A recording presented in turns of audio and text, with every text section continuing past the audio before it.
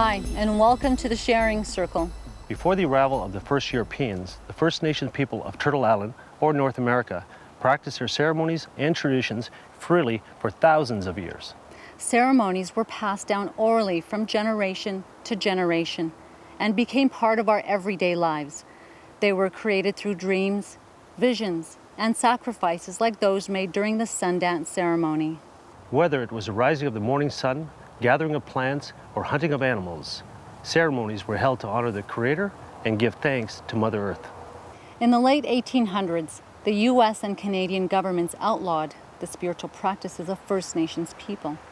It was an attempt to destroy our ceremonies and culture and to mold First Nations people into the white man's idea of what an Indian should be. For almost 100 years, First Nations people were forced into a way of life that wasn't their own. They were restricted to reservations and educated in residential schools. They were forced to learn a new religion and taught by Christians that their traditional ways were evil. Grandparents and parents who were victimized by the residential school system hid the traditional teachings from their children. They feared that they would be punished for speaking their own language or performing their ceremonies. Through the long, slow process of forced assimilation, ceremonies and teachings were lost, breaking the circle of tradition that had been established for thousands of years. Today, spiritual leaders, elders, and youth are restoring that circle, bringing back the teachings that many of our parents and grandparents were forbidden to know. This is the story of the unbroken circle. We prayed every day. Every morning we got up with the sun. And we give thanks for everything that the Creator had given to us. We always thank Mother Earth for what she prepared and gave us. We went out and planted the garden, we prayed. When the crops came in the fall, there was a green corn dance, there was a harvest dance. When we went hunted buffalo, there was songs that were sung in preparation for that hunt. When they brought the buffalo back, they had a ceremony for that buffalo, for taking that life, and a celebration for everything that we did was prayer. In society, particularly the churches, played a great role in destroying the culture of the first peoples here, the red peoples, knowing that if they destroy the culture, they'll destroy the people, and then we can conquer them through religion. And basically, that's what they did. Lawrence Henry is a band counselor for Rosa River First Nation in southern Manitoba. He is the Sundance chief for the gathering of the sacred Pipe Sundance in Pipestone, Minnesota. They stole the children, they stole the language, the culture, they said it was evil, it was the devil, and all these negative things. And after several generations, they even convinced our own people that it is evil. There's no such thing as commandments in our way, but if there was, respect would be the first one. And so that's how we shook hands with the light-skinned race, in respect. And everything that we did was built on that, respecting them, respecting their ways. Medewan elder and author Eddie Benton BANAI is one of the keepers of the Medewan Lodge. The way that we were, we thought that all other human beings have respect, but they don't. And so while we were being respectful, they were plotting ways for our destruction, our total destruction. LYNA HART is a Sundancer from Winnipeg, Manitoba, who spent her formative years in residential schools. They were trying to take our strength away from us, and they were trying to take all our teaching away from us so that we didn't have anything, so that we would be lost. And they didn't succeed because from the way I look at it and from the perspective of being a residential school survivor, they could take everything. They could physically beat me, they could sexually beat me, they could spiritually beat me, but they couldn't take my mind. I think a lot of it had to do with that they were afraid of something that they didn't know anything about, and they saw the strength that we could receive from it. There stands a school, whatever school it is. It teaches nothing about respect. It teaches nothing about self-respect. It has all those things written on paper, but they don't teach it. Wolf BELLECOURT is one of the new generation of Sundancers who want to celebrate our ceremonies. Many traditional people who hold their ceremonies sometimes in secret. You know, and some of the last traditional elders on some reservations held all their ceremonies in secrets, up until not even that long ago. As a youth, Clyde Bellecourt was denied the traditional teachings of his people. He spent time on the streets of Minneapolis, searching for his spiritual identity. Ironically, it would be while serving time in Stillwater State Prison that Clyde would discover who he really was, a First Nations person with a spiritual base that has been in existence for thousands of years. They always taught us that we're heathens and devil worshippers, you know, and pagans and all that stuff, so that is wrong. And also a lot of our elders today still believe that, and they're scared for their children, and it's crippling our communities today. A lot of our young people that are getting involved in the gangs, not one of them have any type of spiritual cultural base. They don't go to church on Sunday for obvious reasons, but they don't know anything about their own culture, so they have no sense of anybody with any kind of higher power. If we're ever going to move forward as a nation, we have to have our spiritual and cultural base. And we need to revive our traditions and ceremonies so all First Nations people can gather strength from them and restore our cultural identity and spirit.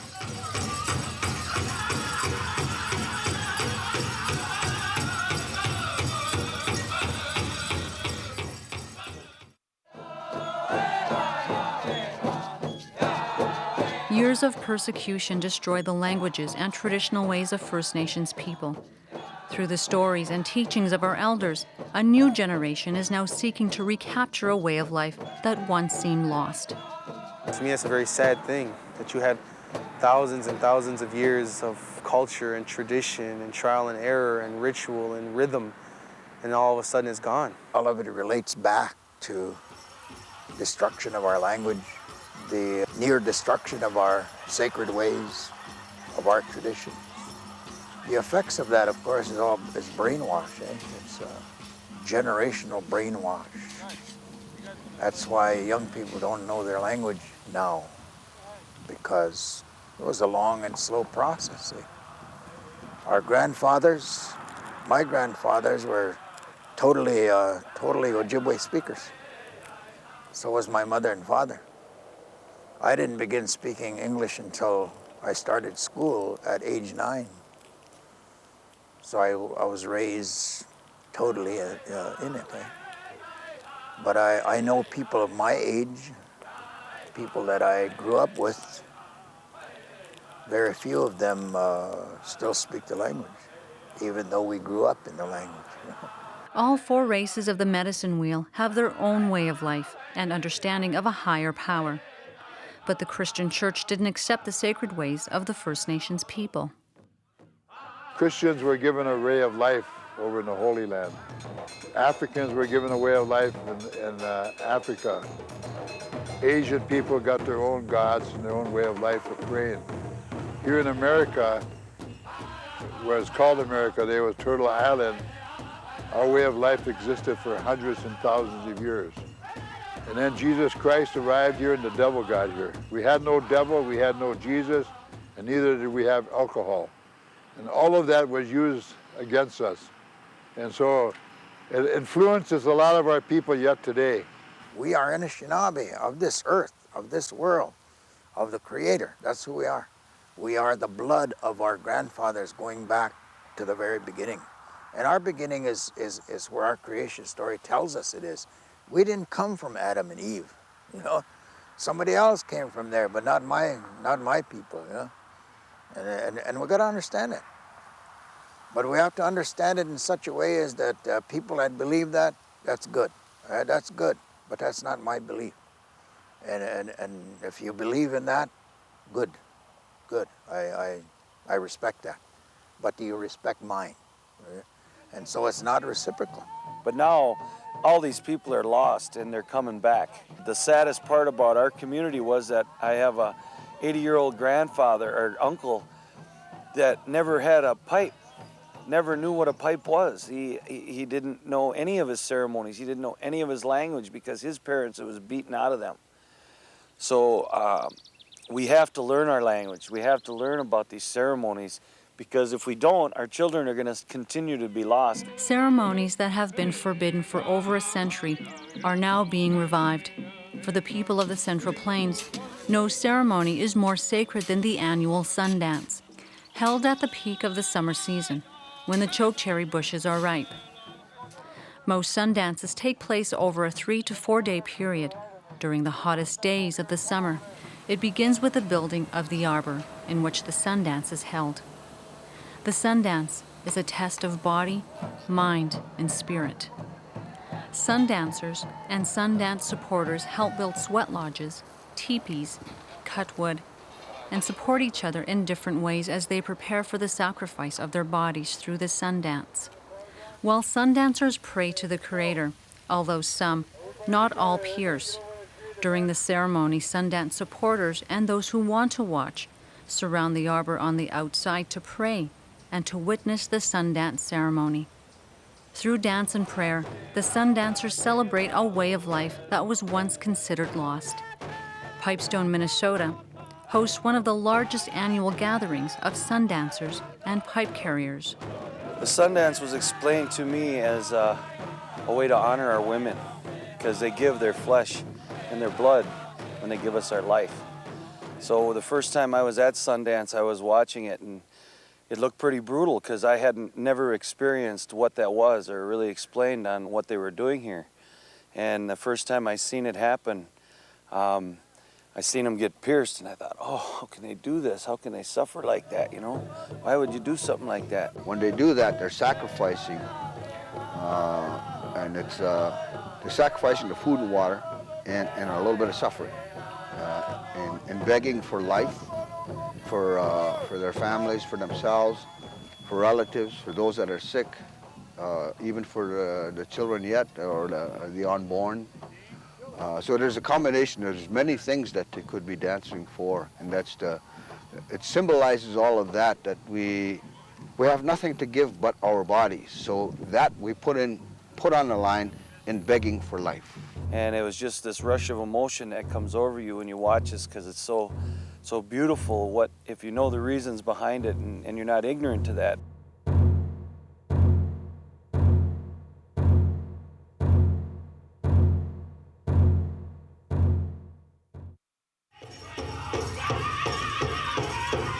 First Nations that were once lost are finding their strength and pride in their traditions and culture and are going back to the ways of the ancestors.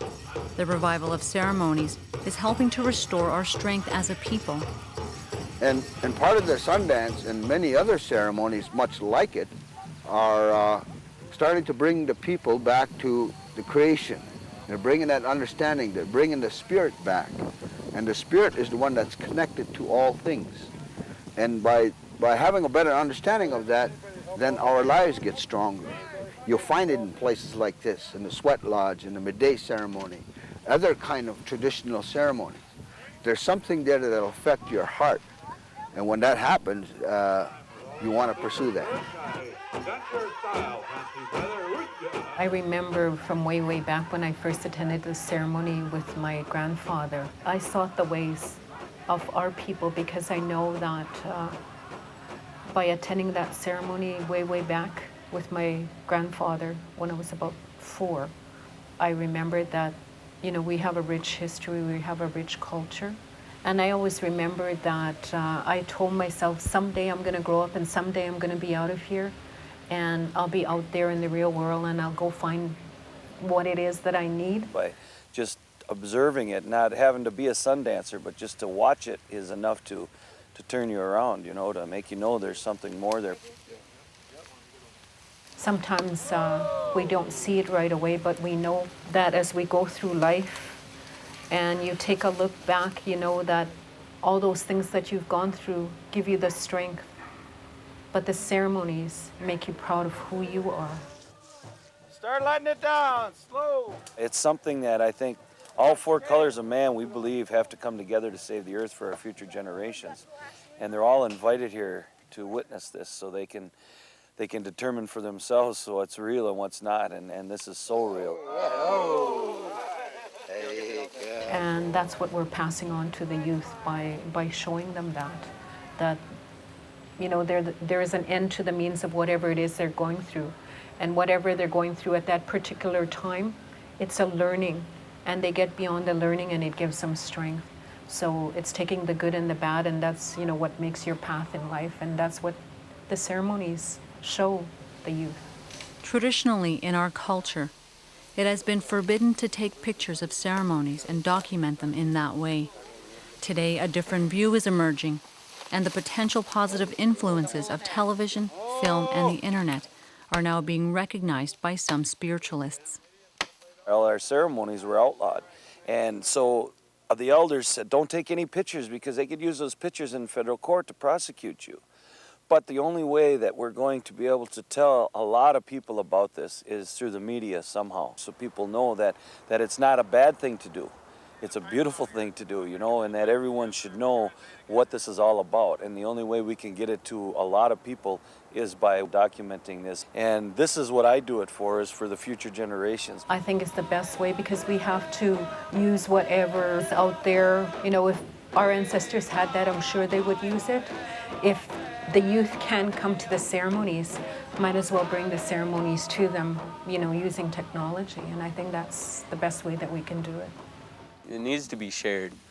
And I know a lot of people out there that are going to be affected by this film, because there's a lot of youth out there that is lost because they're stuck in a place where they can't go anywhere and they don't have people there to show them the right way. So by this footage, it will give them a different point of view on things. There's a great need for it. We have to be able to use mass media. I mean, that's what time it is. You know, I mean, if there's a lot of kids who are, a lot of people I know from this community who don't have the money to get to Sundance. They don't have the money to get to Medellins. A lot of children whose maybe even families won't allow them to go. Maybe they'll go to school, maybe they'll go somewhere and they'll see these films. They'll see these videos. And maybe that'll get them there. And if it gets one of them there, then it's worth it.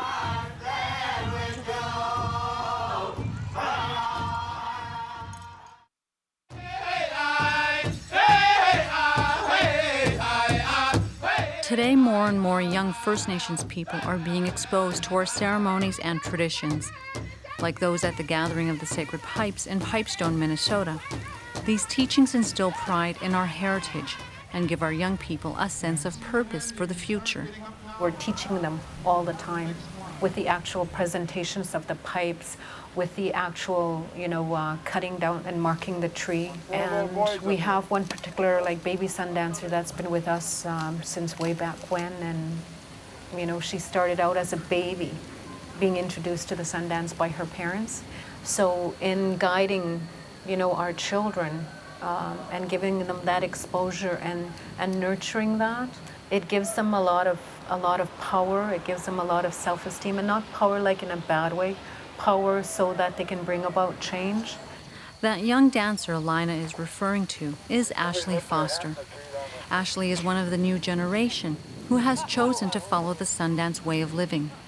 Because we can't live like our ancestors in teepees and do this but we can think like them, and that's what I try to do and keep that alive. We have to try to bring that old ways back, but we can't do it like it was done 200 years ago. We can't do it the exact correct way. But Wayne CRUE feels that following these traditional ways can serve us well, even in the 21st century. The Sundance, to me, is more for the youth and for their teachings and their future and their well-being for their life. I'm going to try as much as I can to take that on so we can make our youth stronger. Inner strength that is given to our youth through ceremonies teaches them about self-respect and opens their minds to a new way of life, giving balance between our past sacrifices and for future generations. I feel as a youth, I should come here every year and regain that strength that the Sundance gives to me, because it does open your mind a whole different way. It does open your mind towards our past. You'll have respect for the people who cannot walk. You'll have respect for the people who are mentally ill. And you'll have respect for the things that look ugly, maybe through your eyes, but you gotta look throughout your heart and see the love for everything. This is what Sundance will do to you. It's almost a privilege. You need to learn what so many people want, to remember what so many people can't. And to not do it would be a tragedy. And it puts in vain all the things that our people have died for the last 200 years. The biggest thing that you can do would be to, come and help, to come and learn, to remember, to relearn. That's what we are working for. That's what we are fighting for. That's what we out there dancing for. We are trying to give that back to the children so that we have a future. Because I think we deserve it. We're not just slaughtered animals, savages, beautiful people with a beautiful culture.